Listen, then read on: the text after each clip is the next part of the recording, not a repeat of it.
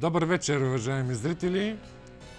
Аз съм Валентин Фартунов, а това означава, че сте с предаването 10-та по Рихтер по национална телевизия СКАТ. Неделна вечер и ние отново ще говорим за главно интересни неща.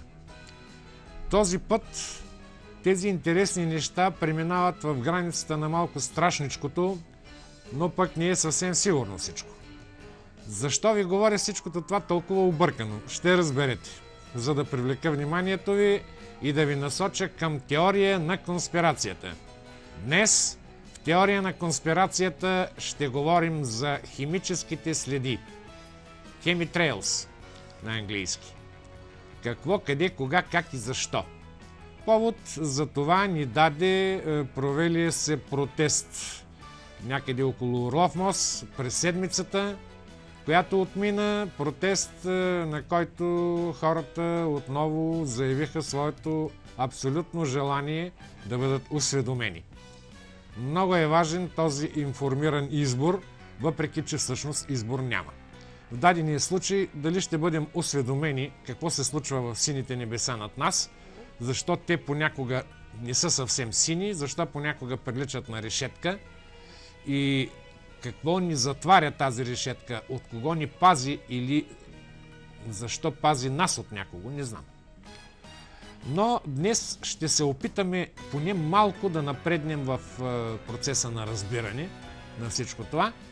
Ще се опитаме да си отговорим на някои въпроси, а най-вероятно ще натворим купища въпроси, на които все още няма да има отговор.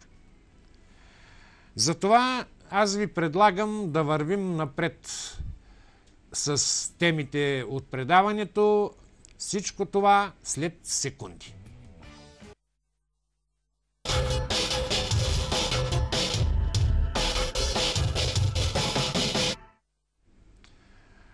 И така, да започнем от въпросния протест, защото там нашия колега Теодор Ангелов е направил много интересен репортаж, разговарял е с доста хора и всеки един от своя гледна точка, така както го разбира, обяснява или задава своите въпроси, изразява гнева и възмущението си, търси решения, предлага алтернативи. Смятам, че нищо по-добро няма от това да чуем гласът на народа, защото е казано глас народен, глас Божи. Да видим репортажа на Тео.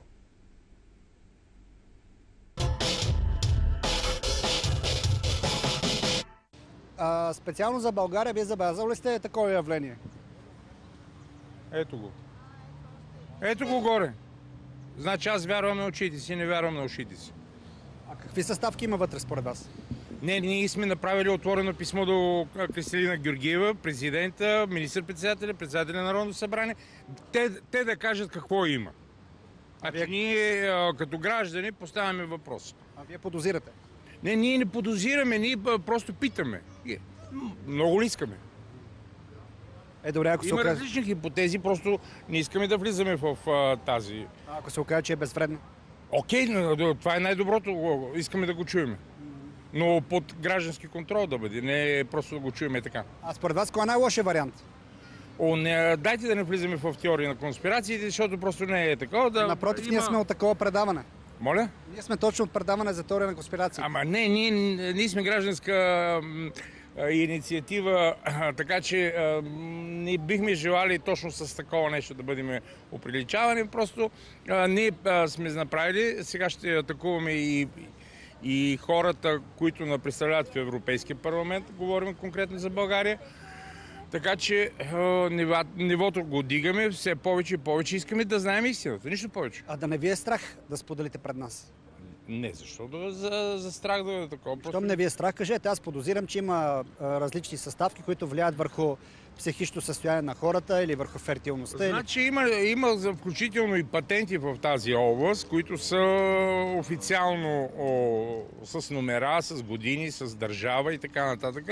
И тези патенти показват, че вътре става дума за соли на алуминий, на барий и на стронци. Основно. За това. И нашия въпрос е такъв. Има ли такова нещо или няма? И в тази връзка се организира в социалните мрежи и съответно сега се опитваме на живо вече да го направим. От обща култура какво би могло да повлияе бария, стронция, алуминия върху човешкия организъм? Аз не съм запознан. Знам за оловото, че влияе. Бария, стронция, алуминия. Как биха повлияли според вас? Имате ли някаква обща култура по въпроса?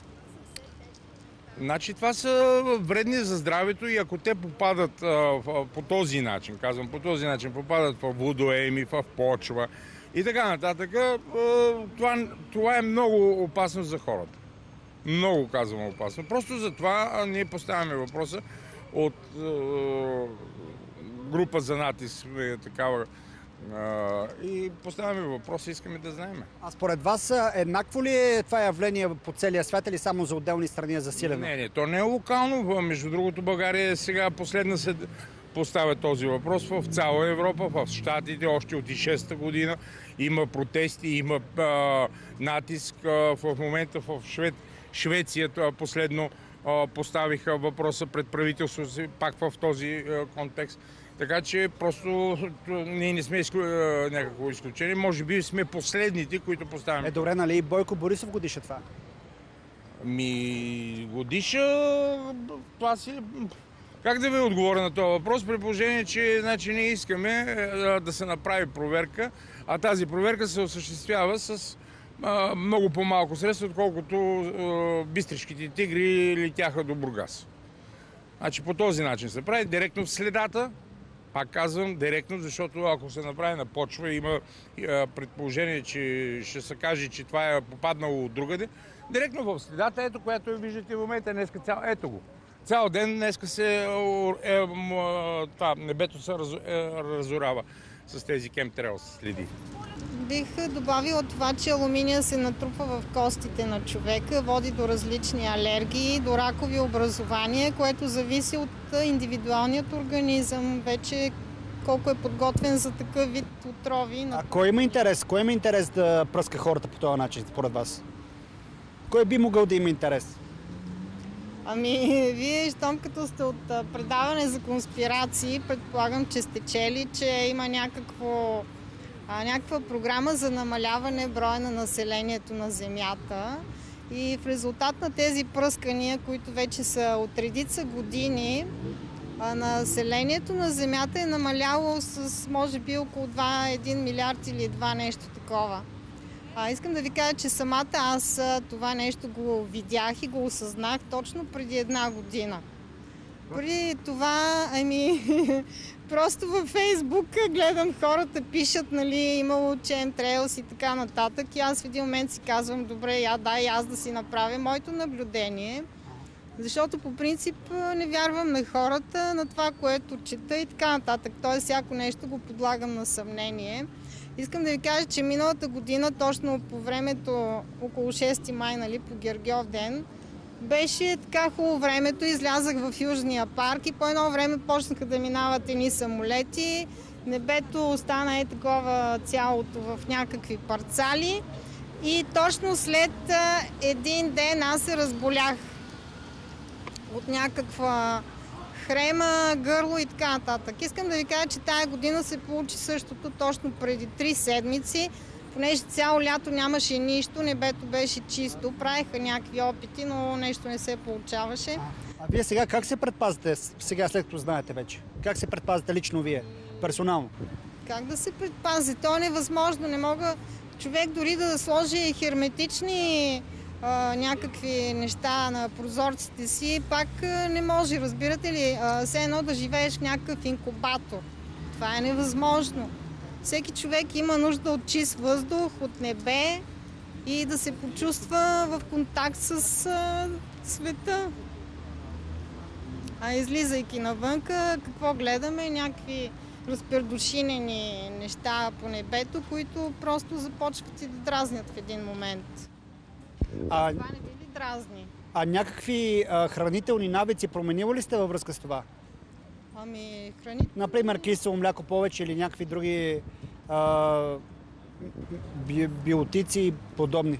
Да ви кажа, аз съм на принципа да се храня с това, което ми се яде. И Общо взето кисело мляко напоследък много не ям, но пия прясно мляко. Да. Нещо друго да добавите, имате ли, което е важно според вас? Ами, вие преди малко казахте кой е най-лошият вариант. Аз бих казала, че най-добрият вариант е да се спре с това пръскане. А най-лошият вариант, мисля, че не трябва да бъде дискутиран изобщо. Защото винаги има нещо, което може да бъде по-лошо, но е по-добре да е по-хубаво и по-добро за хората като цяло. Според вас има ли нещо общо завишената канцерогенна обстановка в България с и хилядите, няколко стотин хиляди болни от онкологични заболявания с това? Има, да. Дори искам да ви кажа, че там, където живея в моя район, гледам така разни некролози на млади момчета по на 18 години. Разбирате ли за какво става въпрос? Млади хора, аз това преди не съм виждала така да измират младите хора, както става в момента. Срещу хемтрейлс трябва да се борим, защото те са опасност за нашите деца. И това, че никой не иска да дойде и да каже има ли действително опасност, съществува ли тази опасност, съществуват ли тези пръсканици. Това, че някой мълчи, това е много страшно. И аз бих се обърнала, бих казала, господа власт имащи, господа власт копнеещи, вие можете, поискайте. Направете санитарен полуден на небето, защото ние ще направим нашия санитарен полуден в деня на изборите. А само не питам, вие какво подозирате, че се пръска?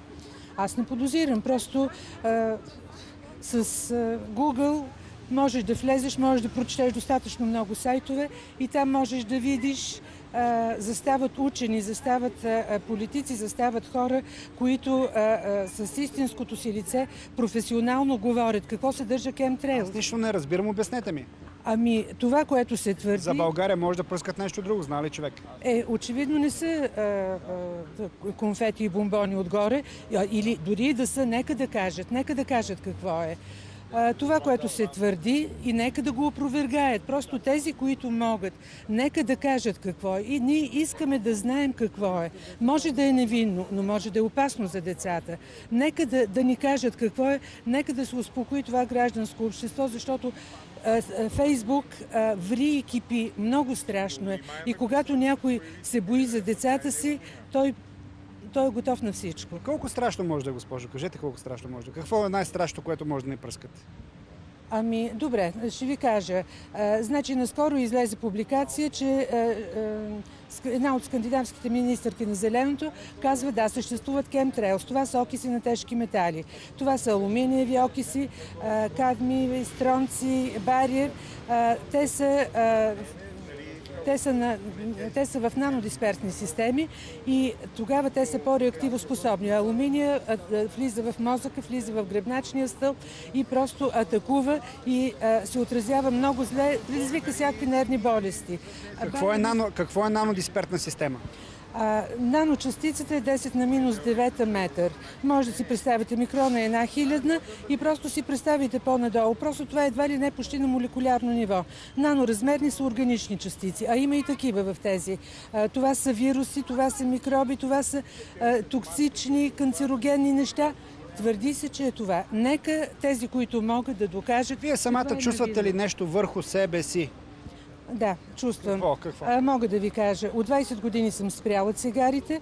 От 5 години имам сутрин една зловеща, много неприятна кашлица, която е почти като тютюнджийска кашлица. Говорих с много от хората миналия път, които бяха на флашмоба и те също и изпитват това. Освен това, моя приятелка, която общо взето кръвното поддържа с нежни лекарства, в дните на голямото пръскане имаше страшно високо кръвно. Мисля, че бария беше този, който може да предизвика проблеми с сърдечно-съдовата система, повишаване на... Сутрин някаква кашлица имате? Да. Отхрачване имате ли? Да. И то е нещо... Си го обяснява точно с това? Какво значи обяснявам си го точно с това? Правих тестове за алергия, не можа да се установи точно какво е, но това е безпричинна кашлица. Дори когато съм здрава, аз кашлям целогодишно, перманентно, непрекъснато. Два въпроса. Какво съдържат и как лично вие го чувствате? Ами аз не разчитам на чувства, разчитам на обосновани факти. Живеем в света на технологията, е редно да се направи анализ и да се предостави на обществото адекватна информация. Какво е това? Как го усещате им предвид? Аз не го усещам по никакъв начин. Виждам нещо странно в небето, не мога да твърда какво е то.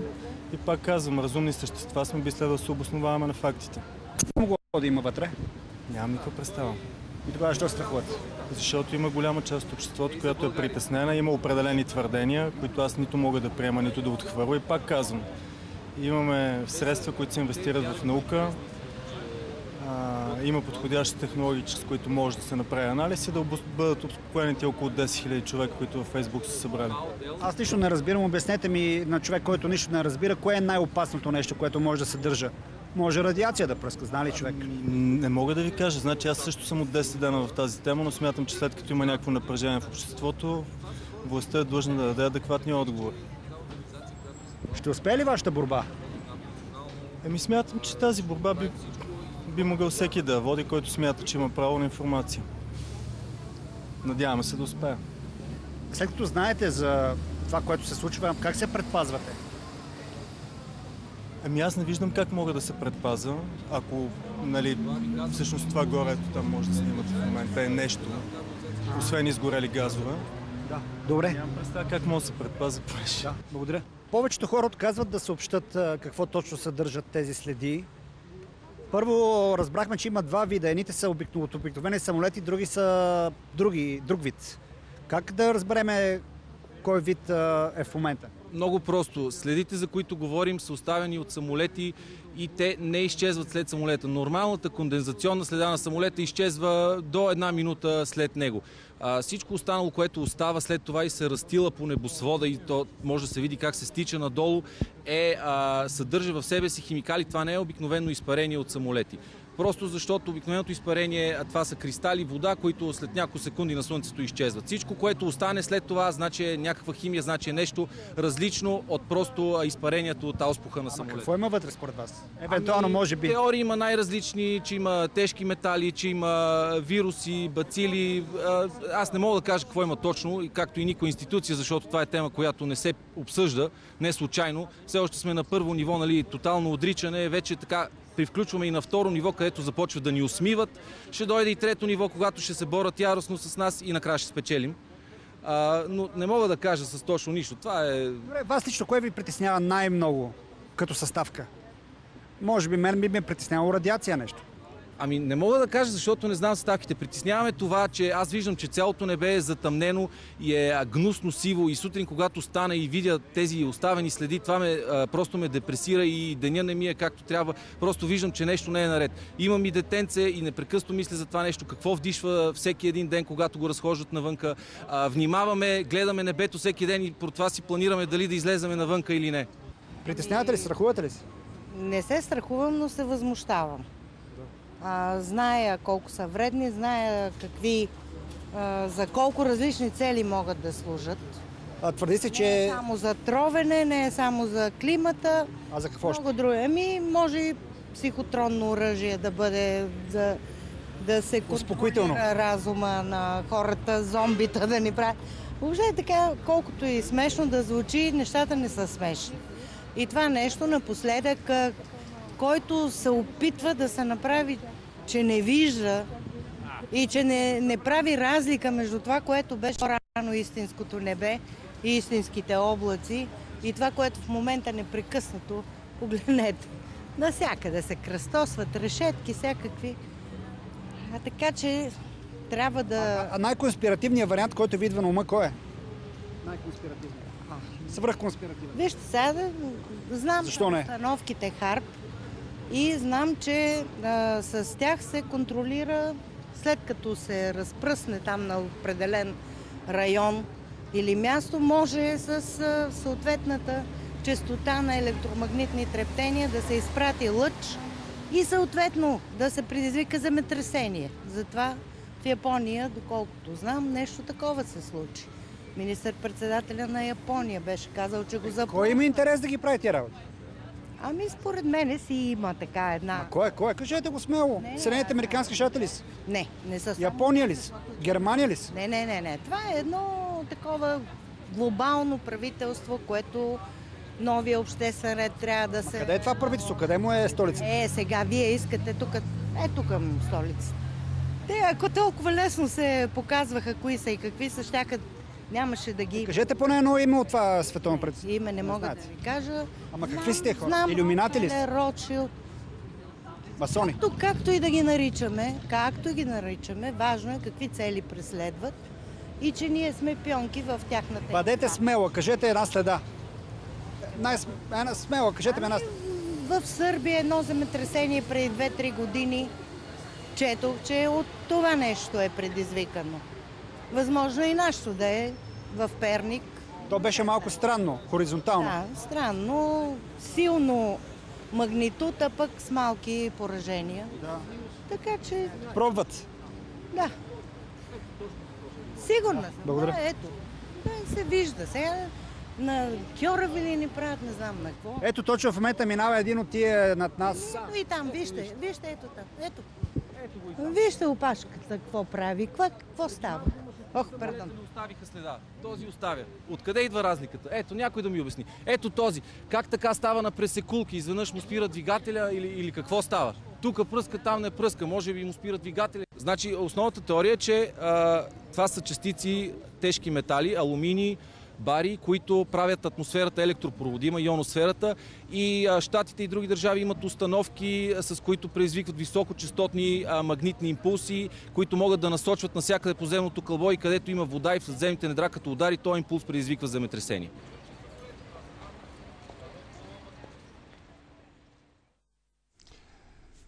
Виждате, по-скоро и видяхте и чухте гласът на народа. Това е, което хората мислят. И хората са прави да мислят тези странни неща, защото никой не дава отговори. Въпреки че Тео набеди 10-та по Рихтер, че се занимава с конспирации, 10-та по Рихтер, уважаеми зрители, постоянните ни зрители го знаят, тези, които сега се включват на нашата честота, на нашия канал, трябва да им светна, че всъщност ние не се занимаваме с конспирации. 10-та по Рихтер се занимава, това е една алтернативна медия, каквато като цяло е алтернативна медия и самата телевизия СКАТ. И тук аз не мога да не се солидаризирам с онези от протестиращите, които много точно, а те почти всички изразиха това като теза, като свое изконно желание, като причина за протеста, като предмет на протеста, да бъде обяснено за какво всъщност става дума. Ето, това е най-вярното и като постановка, и като концепция. Всичко останало ние можем да подозираме, да говорим всякакви неща, да разпространяваме това, което сме прочели в интернет обикновено за тези неща или някъде там по жълтите вестници, да си ги говорим с приятели и съмишленици, да се тревожим, като този млад мъж, който си съобразява разходките на детето, забележете, с това какво е времето, т.е. дали е имало химически следи по небето, дали ни заливат с нещо. Нещо, което той не знае какво е, но е убеден, че отгоре нещо се сипе. Не би искал това да се сипе върху детето. Пак казвам, като алтернативна медия ние поставяме тези въпроси, винаги ще ги поставяме, ще даваме трибуна на обществените въпроси, на обществените тревоги. Както даваме трибуна в момента на обществените тревоги, вие чухте, тази група в Фейсбук се разраства, тя е много голяма, изключително много хора са дълбоко разтревожени от това, което се случва над главите ни.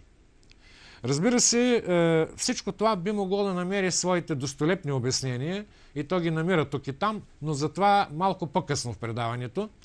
Сега искам да допълня кошмарите на протестиращите, които те много искрено и по-човешки споделиха пред нашата камера, пред нашия колега Теодор Ангелов, с един отказ от филм, който пуснах миналата година, уважаеми зрители, в едно предаване, чиято тема беше една също много странна история, историята на Моргелоновата болест.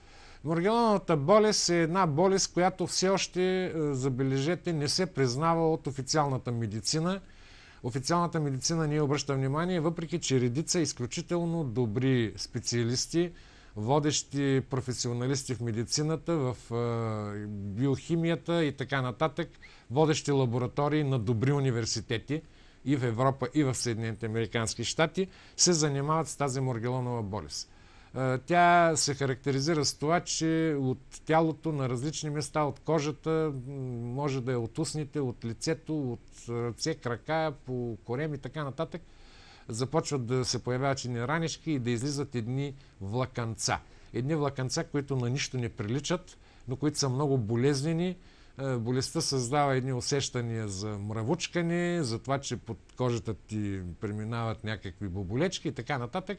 Тоест едни нервни, атавистични усещания, много неприятни, сигурен съм това. Съчувствам на тези, които са болни от моргелонова болест. На тази тема имаше цяло предаване миналата година, мисля, че на 4 декември беше. И във връзка с това, понеже една от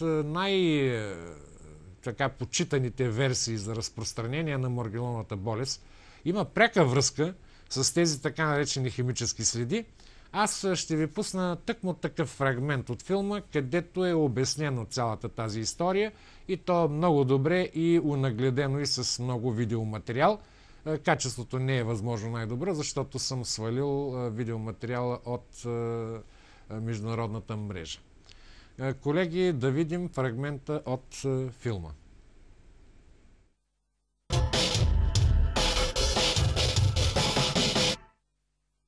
Сега се е появила още една версия, най-екзотичната, за това, че моргелоновата болест се появява от така наречените химически аерозоли, химически следи, оставени в небето от някакви таинствени самолети. Въобще химическите следи са една от загадките на последните години. Хората, попаднали под разпръсване на аерозоли, страдат от главоболие, прилушаване, трескави състояния, кожни обриви, астма и прочие. Дали някой умишлено разпръсква някакви химикали или това е нов вид оръжие, например метеорологично? Възможно ли е жител на щат Арканзас тези дни да е забелязал малки частици, падащи от небето, част от някакви химически експерименти, провеждани от правителството? Сега все по-често привличат вниманието такива явления като появата на частици във въздуха и следите от прелитащи самолети, наречени химически аерозоли. Днес ще узнаем повече за това след репортерското разследване по темата на Джеф Фейл и ще разберем какво все пак лети във въздуха ни. Понякога сутрин забелязвах на небето многобройни ивици. Небето напомняше шахматна дъска. Бил Никълс е заснел няколко такива момента, ставащи в небето близо до дома му в Арканзас. Ивиците на небето в началото изглеждали като обикновени ивици, след прелитане на самолет, но съвсем не се разсейвали после. Едва по-късно той забелязал частици във въздуха. Забелязах частици, падащи на земята от небето. После Никълс забелязал как това вещество образува слой на земята. В този буркан съм събрал вода от земята близо до дома ми, от повърхността на колата ми. Химическите следи се отличават от обичайните следи на плитащите самолети по това, че ивиците не се разсейват в небето няколко часа. Често се вижда, че те остават от самолети, които пресичат небето няколко пъти, оставяйки рисунка във вид на шахматна дъска или решетка. След такива разпръсвания времето се изменя. Чистото небе се сменя от облачно, сиво с мрачно време. Но има и такава кошмарна версия. От небето се разпръсват мънички, изготвени по принципа на нанотехнологията сензорни датчици, попадащи във въздуха, водата и храната, а чрез тях и в организма на човека. Неотдавна 3 учени събрали образци от едните и от другите влакна, от химическите следи и от жертвите на моргелоновата болест. Изпратили за експертиза в 4 различни лаборатории. Резултатът се оказал зашеметяващ. Изяснило се, че химическите следи над Тексас и да речем над Италия са практически еднакви по състав. Но и това е особено важно. Влакната, разпръсвани от самолетите, представляват нещо като бебешки вариант на тези, които растат от телата на болните. Т.е. това е нещо като техен предморгелонов стадий. При жертвите на моргелоновата болест тези влакна са по-развити и напомнят много тънки нанокабели. И ето Джеф Ренс, радиоводещ и лауреат на престижната журналистическа награда Peabody, излиза с ново определение на моргелоновата болест. Най-вероятно това е предизвикано от нанотехнологиите нахлуване отвън в човешките тъкани, проявяващо се във вид на самореплициращи се тръбички, кабелчета и цветни влакна с множество датчици или антени и обекти от други видими конфигурации, част от които пренасят това, което може да се окаже генетически изменено и сраснало се с ДНК. Тези наноизмоделирани машини прекрасно се приспособяват в алкална среда и използват за жизнените си дейности биоелектрическата енергия на човешкото тяло, неговите минерали и други елементи. При това в малките наномашинки се намират собствени вътрешни батерийки, способни да реагират на специфично настроени микровълни, електромагнитни полета и прочее сигнали. Тоест тези наномашинки могат да приемат информация отвън и притежават нещо като групов интелект или разумен кошер. Но могат ли разпространяваните от химическите следи да се разпадат и да се превръщат в наночастици? Не е изключено, смята доктор Стенинджер.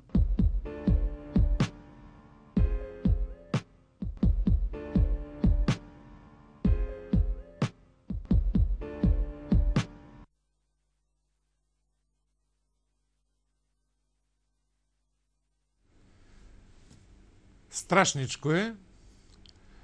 И след като нахвърляхме толкова много кошмарни характеристики за така наречените химически следи, за аерозолите, които идват от небето или не идват, нека да погледнем на нещата и от друга гледна точка.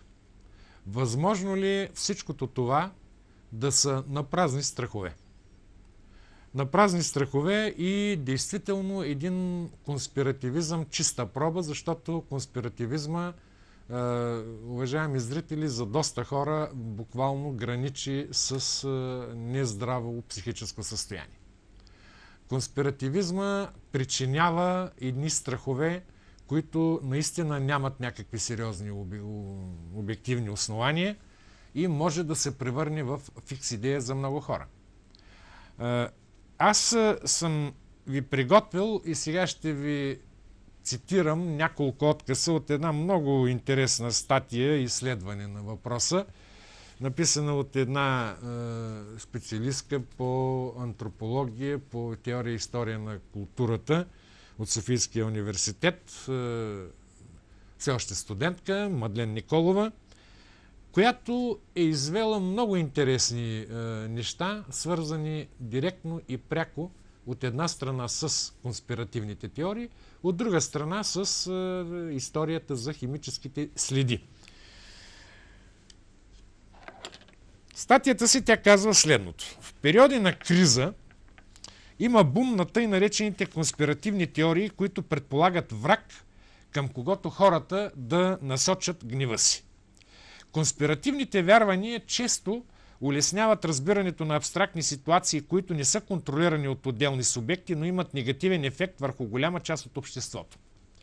Конспирациите обявяват тези структурни проблеми, като проектират волята и властта в едно обобщено «те» в кавички.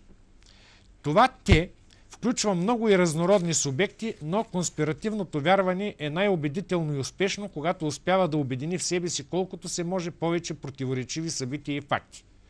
Вярването, че някои от белите следи, оставени от самолети в небето, съдържат елементи на барий, стронци и алуминий, представлява именно такъв тип интерпретация, присъща за конспиративните вярвания. Конспирациите не съществуват така изолирано.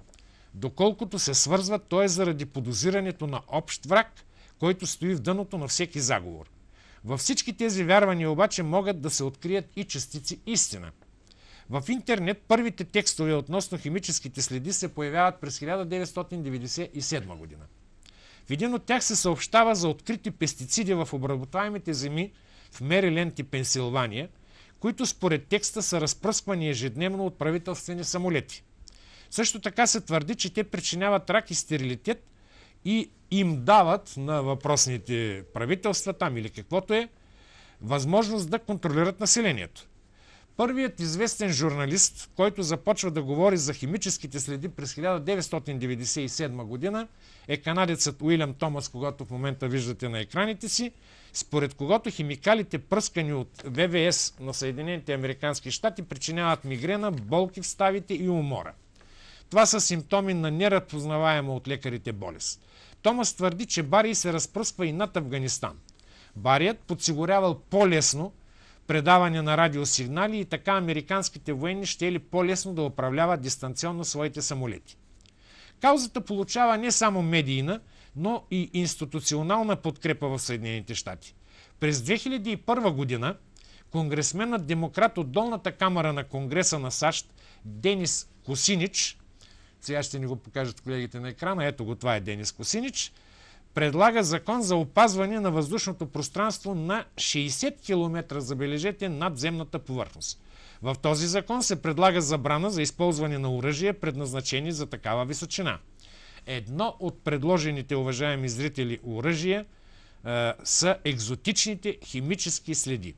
Законът, разбира се, е отхвърлен след реакция на Министерството на отбраната. Тези конспиративни вярвания в Съединените щати проникват директно оттам чрез различни сайтове в интернет и в българското уеб пространство, като конспирациите са пречупени и през специфичното историческо наследство на България. Първата публикация на български език в интернет е от 5 ноември 2006 година във форума на движението Войните на Тангра. В нея се описват следите, оставени от самолети в странни форми, и се публикуват снимки на такива следи. След това се качват много видеоклипове в българския сайт VBOX 7, както и филми за химическите следи, преведени и качени в тубата, в YouTube. Химическите следи, chemtrails, се различават от обикновените самолетни следи, наречени кондензни следи, т.е. contrails. Основен аргумент срещу конспирацията с химическите следи, оставени от самолети заради влагата при по-ниските температури на по-големи височини. Според вярващите в конспирации, това не е логично обяснение, защото някои следи остават по-дълго време в небето, т.е. вероятно съдържанието на втория тип следи е различно. Барий, стронций, алуминий. В много интернет текстове за химически следи се говори за доказателства, че американското правителство пръска над населени места с химически агенти, прибавени към горивото на военните самолети. Доказателството е проект, изготвен в Air University и което не отразява позициите или възможностите на ВВС на САЩ. Военните самолети летят, твърди разказът, с много необичайни маневри, оставяйки широки плътни следи, които дълго стоят в небето. Пътнически самолети не оставят химически, а само кондензационни следи, т.е. contrails. Това вярване е свързано и с конспирациите около изследователската програма ХААРП на военно-въздушните и военно-морските сили на САЩ. В ХААРП се извършват изследвания на ионосферата, свързани с комуникациите и наблюдението. Според конспирацията, при изследванията си, учените от програмата ХААРП нагряват ионосферата и така, освен пожари в небето, могат да причинят нарочно трайни климатични промени и дори земетресения. Химическите следи, оставени от самолети, свързани с програмата, могат да причинят също наводнения и суша. Друг вероятен, според вярващите в конспирацията, извършител на отравянето на големи групи хора чрез химически следи е Китай. Китайските военни сили осъществявали пръскане с химикали само върху Европа и Северна Америка, за да убиват хора и така да отслабят мощта на западните сили. След като населението на Северна Америка и Европа намалее достатъчно, Китай ще бъде водеща сила в новия световен ред. Разбира се, НАТО също често бива замесвано в натравянето на хиляди хора. Според философа Брайан Кийли от университета Питсър, конспиративните теоретици вярват, че колкото повече доказателства има за истинността на едно събитие, толкова по-вероятно е нарочно да се прикрива тайната за него. Така конспиративните теории стават неопровержими, дори да се прилагат много свидетелства за съществуването или несъществуването на различни връзки между събитията и последствията от тях. Като следствие от този безкрайен скептицизъм идва съмнението във всяка официална и до този момент легитимна институция, произвеждаща знание. Тези институции работят за хора, целящи вреда и обединени най-често в измислени биологически характеристики, примерно юдео-комунисти, рептилии и т.н. Дори когато един директор на институт, научен институт на БАН, говори срещу истинността на вярването в химическите следи, това не е валидна критика, защото тя винаги ще идва от контролирана в кавички институция. Докато сме в ситуация, в която науката се свежда единствено до възпроизводство на икономиката на знанието, а обществените феномени не се обясняват цялостно по рационален начин, а само като резултат от личен избор, можем само да очакваме задълбочаване на ирационалните опити за тотални описания. Химическите следи, колкото и невероятно да звучат, са и доста точна метафора за това, което гражданите на САЩ определиха като властта на 1%. Но без нужната рационална критика на политическите и икономически проблеми, описанията на случващото се винаги ще придобиват този чудовищен вид. Това, уважаеми зрители, както ви казах, са откъси от една статия на Мадлен Николова. И в тях има доза истина, има доза много добър скепсис, защото при мен също стоят редица въпроси. Аз подкрепям, както ви казах, въпросите, които зададоха протестиращите, защото те са много рационални, тези въпроси. Нека да ни кажат, припомням ви, просто цитирам това, което се каза в репортажа, нека да ни кажат какво има в тези следи. Нека да ни кажат има ли наистина пръскане, кой пръска и с какво ни пръска. Ние имаме право да го знаем. В крайна сметка, както българските закони, така и законите на Европейския съюз категорично предписват прозрачност във всяка една дейност. Но, от друга страна, като се вгледате в всички тези неща, които много хора говорят, много хора пишат, правят се филми, филмчета, снимки се правят, действително възникват сериозни и шокиращи въпроси.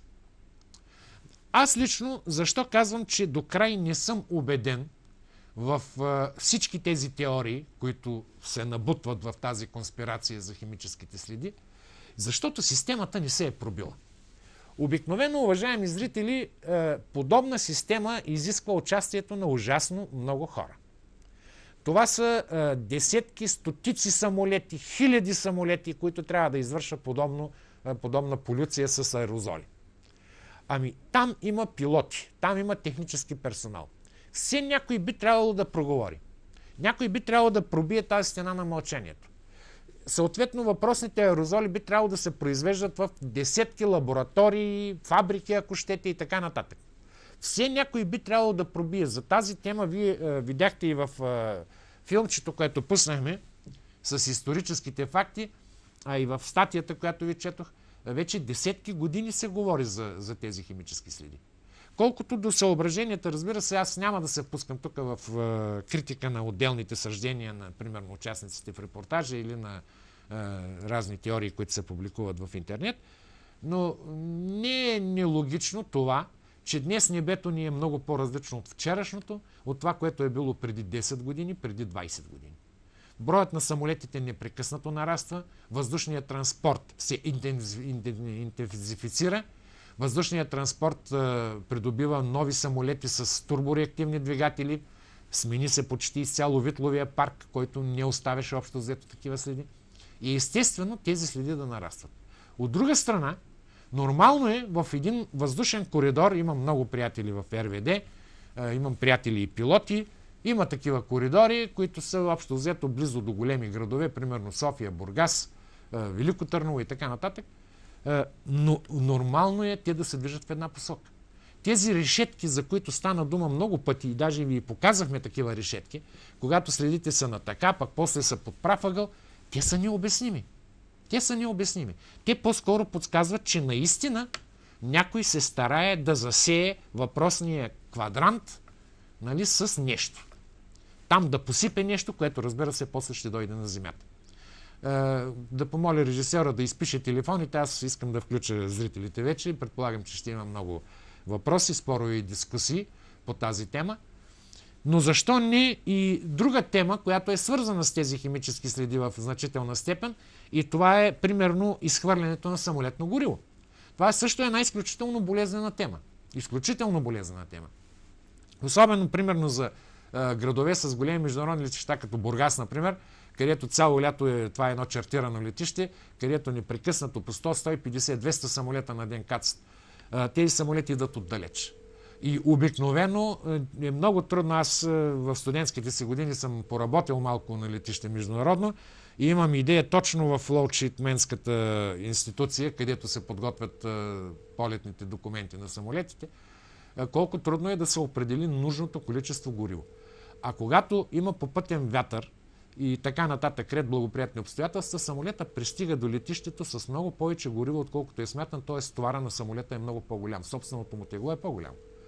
и съответно има забрани или има голяма доза риск самолета да каца с толкова голямо тегло и така нататък, следствие на което не е невъзможно тези хора да повъртят малко във въздуха и да поизпразнят малко гориво. Вярно ли или не? Ами, може би е вярно, може и да не е вярно, може да е вярно, казвам, защото примерно около Бургас и в близост до летището много селски стопани се оплакват от изгаряне на техните зеленчукови култури. Особено в летни сезони, когато няма дъждове, т.е. няма киселинни дъждове, които биха причинили същия ефект, ние започваме съвсем определено да си мислим за някакви подобни версии. Но може и да не е така, може да е от някаква болест. Не знам. Ето, това е проблема, че ние не знаем и ние имаме една държава, имаме общество, което е длъжно да знае, държавата е длъжна да ни осведоми. Затова аз се присъединявам към повика на тези протестиращи, на групата във Фейсбук и на всички останали граждани, които искат да знаят и имат пълното право да знаят какво представляват химическите следи в небето над нас. Да чуем първия зрител, те са вече няколко. Ало, слушам ви. Ало. Да, добър вечер. Да, говорете в предаването сте. Ало. Да, говорете в предаването сте. Добър ден. Да. Ами, вижте, аз съм гледала... Първо искам да ви благодаря за Ало. Да, слушам ви, говорете. Искам да ви благодаря за изключително интересните предавания и искам да кажа само, че съм гледала доста филми, които обясняват тези следи, които потвърждават за тежките метали. В тях един от най-хубавите филми е "Аерозолни престъпления". Той няма авторски права, специално края на филма така завършва, в края или началото, не си спомням. Там говорят само учени, не общи приказки, правени са изследвания, включително мисля, че в този филм беше как един пилот, който минава под тези следи, казва как е замъглен това прозорец отпред, не знам как се казва точно на самолетите, но всъщност се обаждам за това, за да кажа на хората в този филм, лекари, които се занимават с този проблем, казват, че хората, за да могат да се освободят, да не им влияят тези тежки метали, имаше няколко неща, които се правят, но най-сигурното е това да се пият хапчета джинджифил. Джинджифил е този, който чисти организма от тежките метали. Казвам го, за да знаят хората. И интересното, като го гледах филма, тогава потърсих в аптеките, имам тук около нас близки аптеки, и интересно ми стана, че допреди 5 години в България са се продавали хапчета с джинджифил, сега вече няма внос, били са американски, сега вече няма внос. Но пресен джинджифил започва се съвсем малко, защото е много лют, така с вода се дъвче и се преглъща, до така, да речеме, четвърт орех някъде на ден.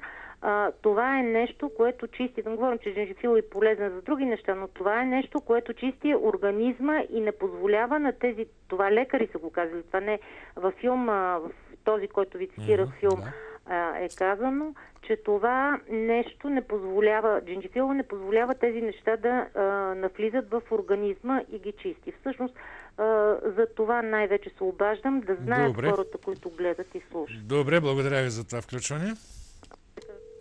Да чуем друг зрител. Ало, слушам ви. Ало. Да, слушам ви, говорете. Може ли връзка с предаването? В ефир сте вече. Вече сте в ефир, говорете. В ефир сте, говорете. Да. Здравейте. Здравейте. Искам да кажа следното нещо. Такива опити е прогнозирал Тесла. Така? Тесла. Да. Че от една точка в света по теоретичен начин може да се прежикат лъчи и да се направи интерференция до края на света. Само, че той е бил лично негово дело и там съм гръмнали на 2 инсталации. И за да има реализация, му трябват някакви отражатели в стратосферата. Така. Тоест не може Тесла сам да направи каквото да иска, трябва някой да направи такива следи. Някакви такива. Сега, ако последствие от този прах са, нали, там, че се пада имунната система на населението, се бия грипа, това не е целта. Значи, сменяха Орлик, то де се смяташе за губернатор на колонията България Орлик и замина другата там такова. Същия него ден ваш колега прие сигнал от Варна, че се пускало над Варна. Понеже аз съм биш военен, веднага направих посоката на вятъра, видях, че замина вятъра. Резултатът беше един гриб в Гърция, той тръгна насам, така нататък. За мен това не е целта. Целта е политически, защото може, че с радиолокация по тези следи да се манипулират психотронно хората. Това е за мен един от начините. Те от Иран се оплакаха там, че се ги манипулират по този начин. Но в България чак до Иран вятър не може да стигне, но до Гърция ви гарантирам, че стига и то някакви отражения са по сферата. Това е моето мнение. Добре, благодаря ви за това включване. Телефона отново се нагря. Ало, слушам ви. Здравейте, господин Фартунов. Здравейте. Обажда ви се Мадлен Кирчева от София.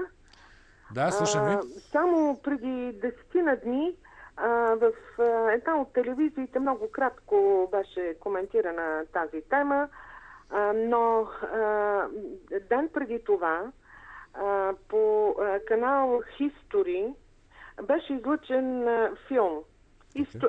Исторически факти около Втората световна война. Японски учени разработват биологично оръжие.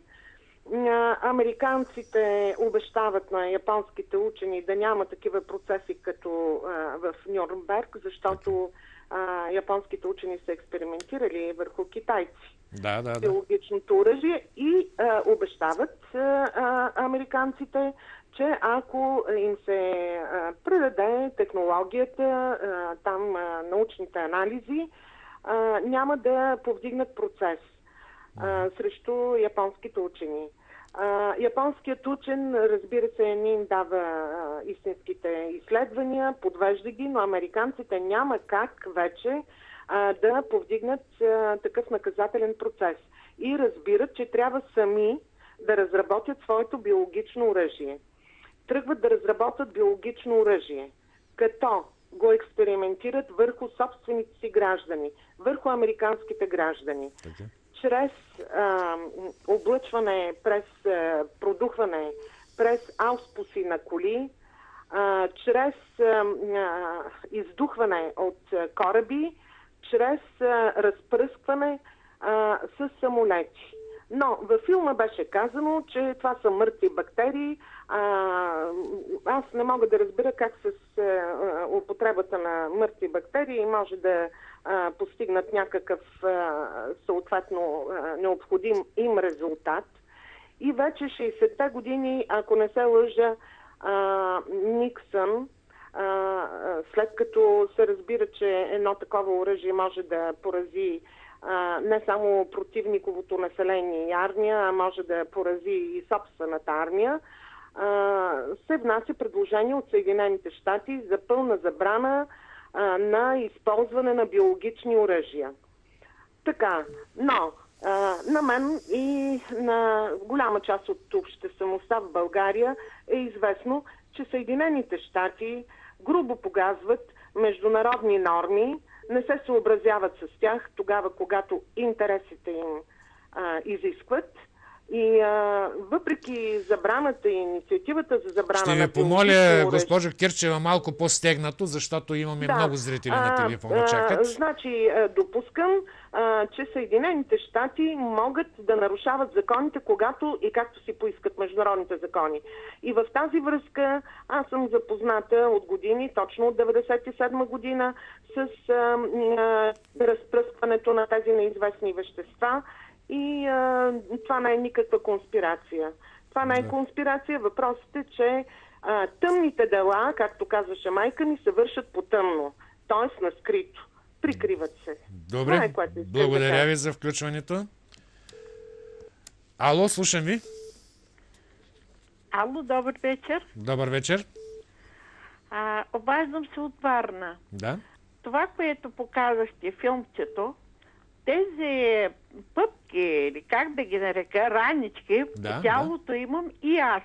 Така. И лекарите просто не могат да ми помогнат. Да. И от какво е, от що е, не може да се разбере.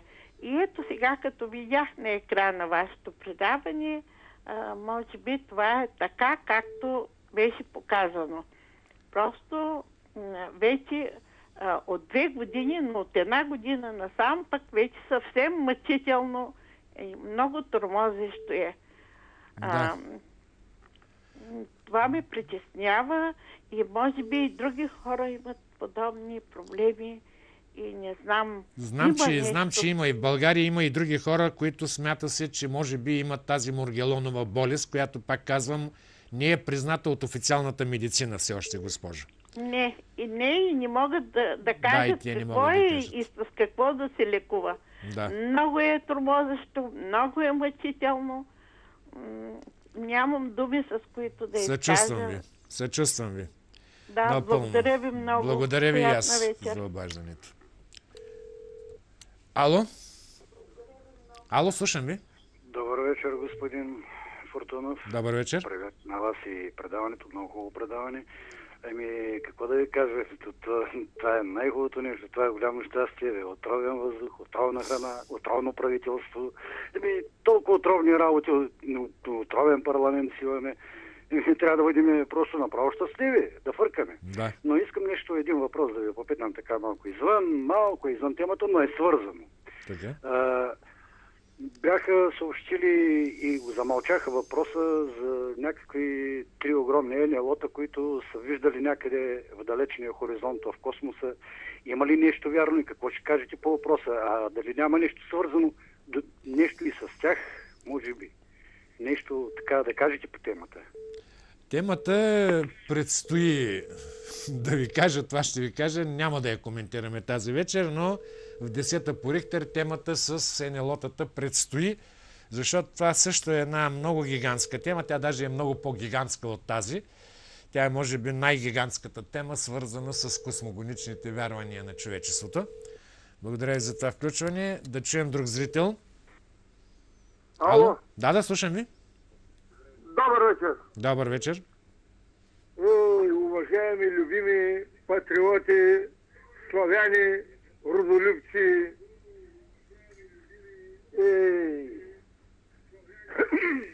Сега, обажда ви се един селянин, не много грамотен, но долу-горе да го знае да чете и да пише.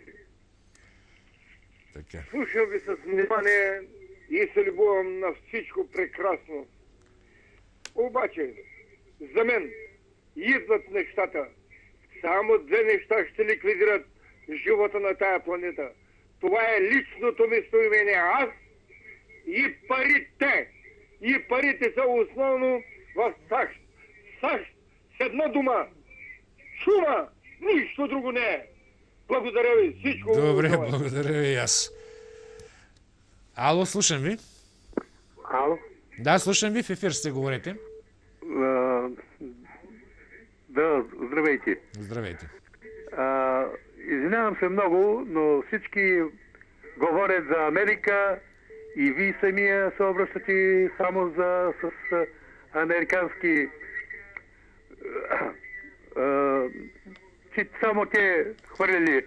Ами какво ще кажете след Чернобил в Съветския съюз, тогава бившия Съветски съюз, който е хвърлял над Беларус, където аз гледах предаване и след тази дейност са заболели 50-60% от населението от Да, вижте сега. Значи темата в момента са тъкмо тези химически аерозоли, които се разпространяват чрез самолети, което ние всички наблюдаваме.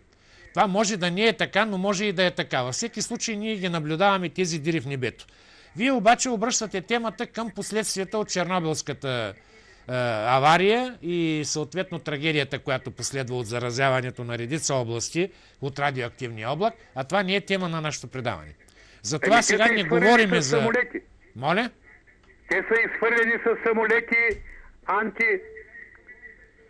Не съм в течение на тази история да ви кажа. В момента обаче говорим за... Беларус обявява...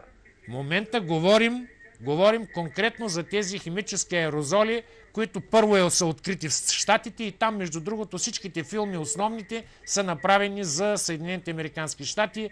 Техни специалисти, техни политици са изказвали. Затова се цитира Америка, не за нещо друго. Защото там е тръгнало всичко. Ако въобще нещо има вярно в тази тема, то е тръгнало в Съединените американски щати. Това е причината, господине. Благодаря ви за това включване. Да чуем следващия зрител. Ало, слушам ви. Ало, слушам ви.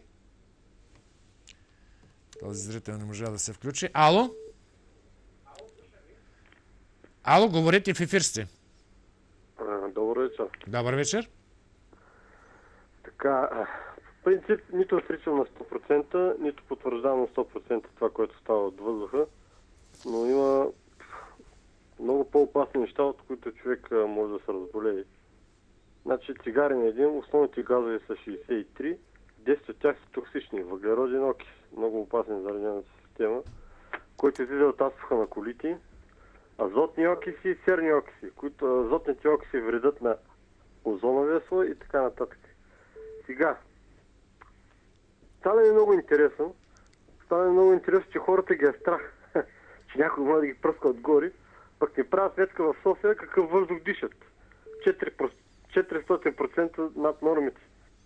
Като погледат малко наоколо около тях и плюс това какво едат.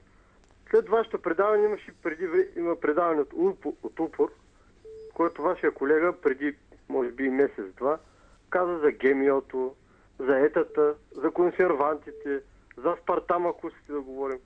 Просто най-малкият проблем, както ви казахте във вашето предаване, ако имаше нещо, щеше да изсъще информация. А това, което е пред очите ни, не можем да го видим. ГМО, етата, консерванти, оцветители и така нататък. Мръсният въздух, който излиза от асфалта на колата, въглероден окис, азотни окиси, серни окиси. Да не ви говоря за естествена въглища. Да, вие ги казахте тези неща вече. Аз съм напълно съгласен с вас, че едва ли точно тези химически аерозоли от въздуха, ако има такива, пак повтарям, едва ли те са единственото нещо, което ни заплашва животеца. Аз също съм правил предавания за ГМО-тата и за храните, които едем и така нататък, но все пак в момента говорим за тези химически аерозоли и се опитваме да надникнем в тази тема. Благодаря ви за това включване. Аз, между другото, силно се надявах да се обади, примерно, човек, който е свързан с организацията по химическите следи и да каже анонимно, да ни подскаже нещо. Ало, слушам ви. Добър вечер. Добър вечер. Аз имам едно конкретно предложение. Да. И то е следното. Значи, телевизия СКА да обяви, че събираме пари за полет на един от нашите малко останали самолети МиГ-29, който да се качи там и да вземе проби от тези инверсни следи, които след това да бъдат предадени на лаборатория, която да изследва и да каже, да, в тази инверсна следа има само водни пари или там има и още нещо. По този начин ще се прекратят и всякакви спекулации. Дали има или дали няма такива неща.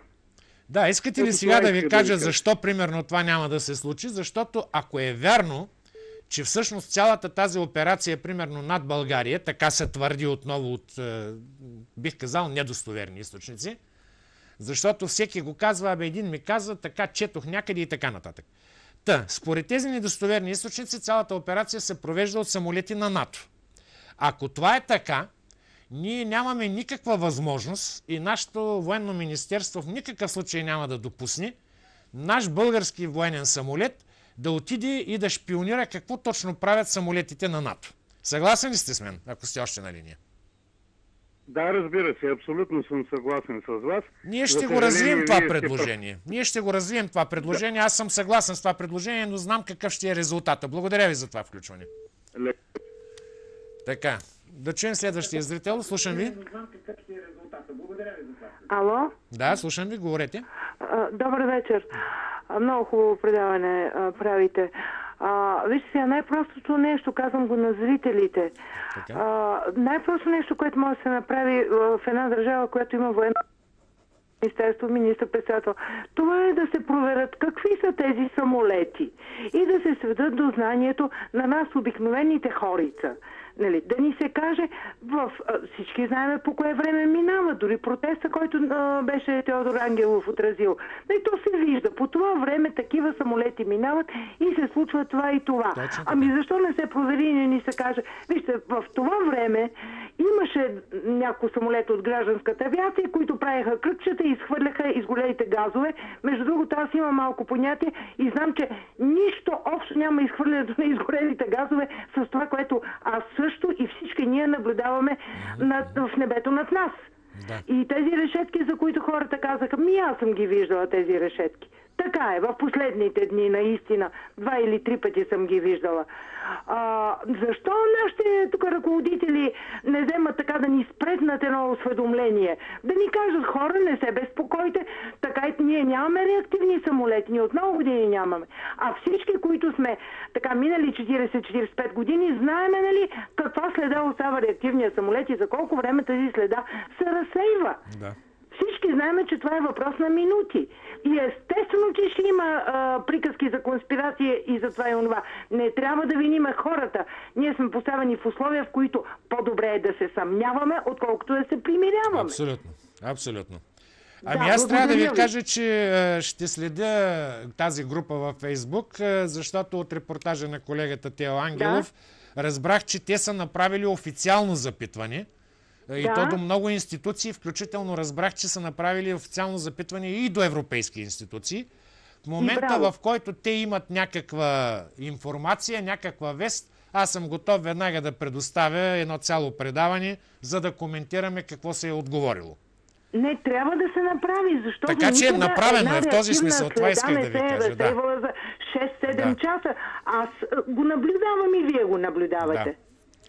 Така че те са направили, а ние ще дадем като медия, ще дадем веднага трибуна, нали, за да се отговори и да се дискутира една по малка този надежда отговор. в нас, зрителите. Добре, дай Боже, а шума във Фейсбук е наистина огромен. И се радвам на моите съграждани, които го вдигат. Да, благодаря ви. Благодаря ви аз. Последен зрител включвам. Ало, слушам ви. Ало? Да, слушам ви, говорете. Да, момент да изключа звука на телевизора. Да. Момент да изключа. Така, да ви помоля сбито кратко. Да, сега. Свършваме. Много ви моля. Да. Благодаря, че се включих в предаването. Отдавна исках да се включа във вашето предаване. Благодаря, че съществувате, но не мога да си обясня вашето предаване заедно с предаването на господин Солаков, този, че той отрича световната конспирация. Каква е тази ваша телевизия СКАТ, която е някакси разнопосочна? Именно, госпожо. Много добре сте го схванали. Това е една свободна телевизия. Всички предавания са в значителна степен автономни и всеки водещ провежда политика такава, каквато говоря за редакционна политика, такава каквато намира за добре. Затова не се изненадвайте, че в две предавания не се изненадвам. Много ви ще моля, има съвсем различни мнения. Много ви моля да ви попитам. Отдавна ще цитирам вестника, строго секретно. От години наред се говори за тази болест, Моргелоновата болест, която е страшна, много страшна. Фактически в другите предавания, съботните и неделните предавания сутрин на форум на господин Солаков, или как беше там, форума, той казва, отрича световната конспирация. Как да я разбирам? Това е въпрос на негово лично мнение. Има хора, които я отричат, има хора, които я приемат. Аз нито я отричам, нито я приемам, но сега трябва да приключваме, защото не стича времето. Вие нито я отричате, нито я приемате. Тогава какво е всъщност световната конспирация? Световната конспирация е един термин, под който се поставят разни алтернативни отговори на много интересни въпроси. Така че ние не можем да кажем, че световната конспирация е някакъв том с събрани съчинения. Там има верни неща, има и неверни неща. Много странно. Да, но трябва да ви прекъсна, съжалявам, изтича ми времето, ще ми прекъснат. Не мога, съжалявам. Изтича ми времето, уважаеми зрители, дискусията сигурно може да продължи изключително много, но ние сме към края си, като всяка неделя и в тази неделя в 7:30, даже преди 7:30 трябва да сме приключили, за да почнат на време новините на телевизия СКАТ. С това, желаяки ви лека вечер и една спорна седмица, аз Валентин Фартунов се сбогувам с вас до следващата неделя от 18:15 по каналът на Национална телевизия СКАТ. Лека вечер!